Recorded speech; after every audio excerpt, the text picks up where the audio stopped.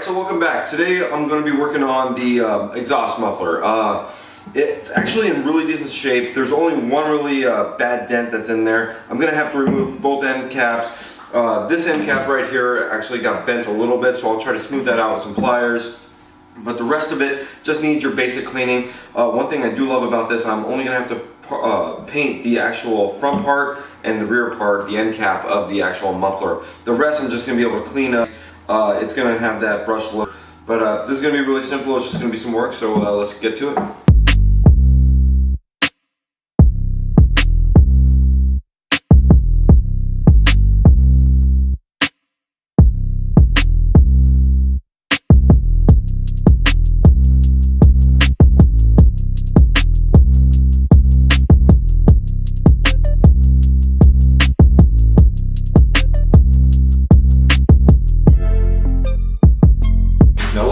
All I want to do is remove this dent right here as best I possibly can, and then just polish the heck out of it.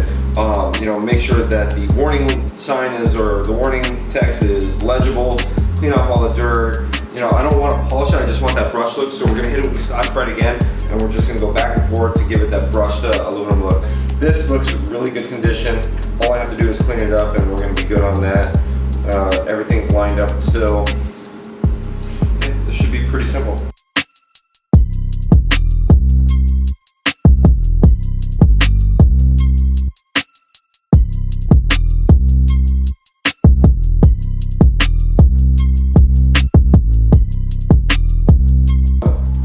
There's some surface scratches that are way rougher than I originally thought they were. I'm actually going to have to take some sandpaper to them.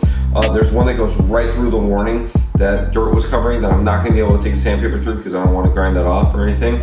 But I'm going to have to do that. And then on the other side, there's another dent on the underside that I'm going to have to really fix and take a look at. But I'm just going to hit it with some 220 and then some more Scotch-Brite, and it should come up.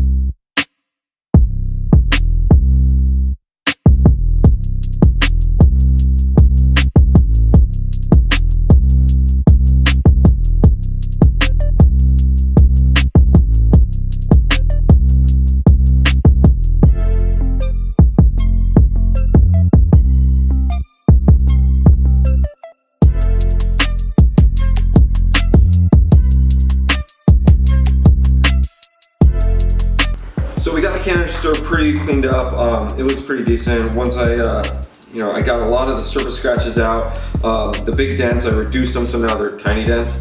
And then just hit it really hard with the Scotch-Brite pad. There's a couple areas which I still need to get, but I mean, for the most part, it came out pretty good. Next step is actually to clean up the main portions of the exhaust, the front of the muffler, and then the back of the muffler, and then hit those with heat paint.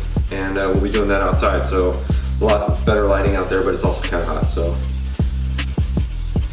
let's get to it.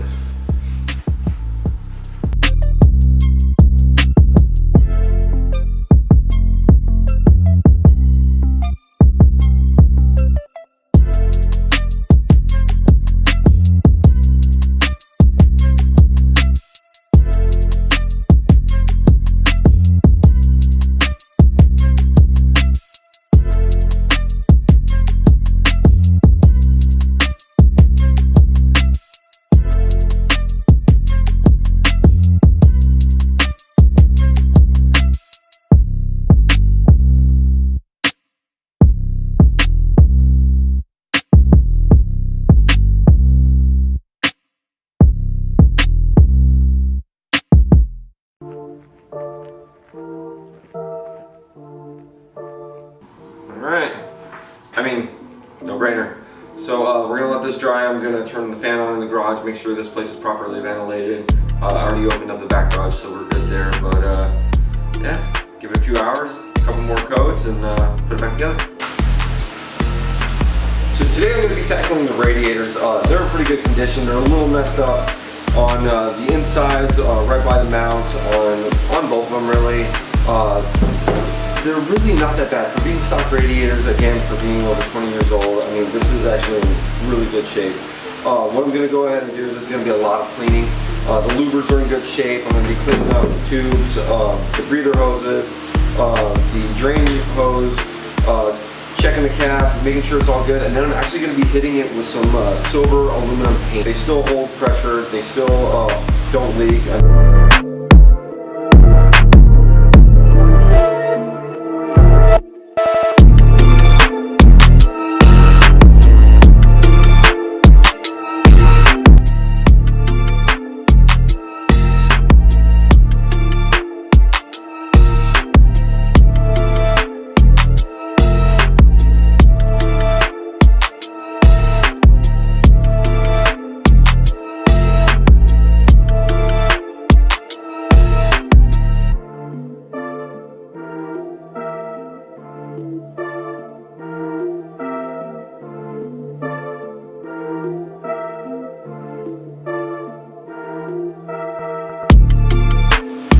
So when I first bought the bike, I got the seat and I also got the original seat cover. It was in a bag and I thought it was just awesome that I was going to be able to use all the original parts.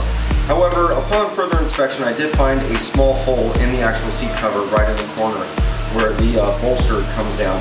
So I kind of gave up on it. I don't know if it's my OCD or what, but I went ahead and bought a brand new seat cover from Evo MX. This is a company out of the UK that makes factory perfect replica seat covers. So I'm going to be installing that right now.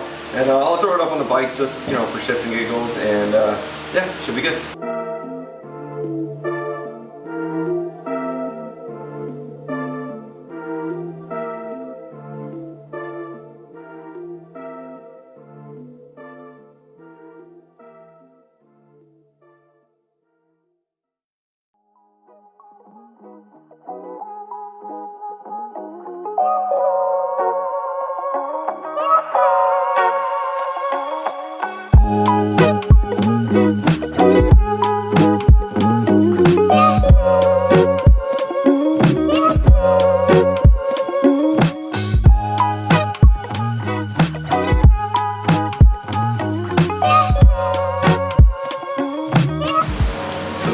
Doing a seat cover is to actually do the front and the back first. If you need to take some staples out because you made a mistake, that's fine. But you do the front and the back first, and then you pull it down and tighten it everywhere. And you want to make it a little over tight in the back, but there's a seam for this, so you know exactly where it's supposed to be, and then just start stapling around.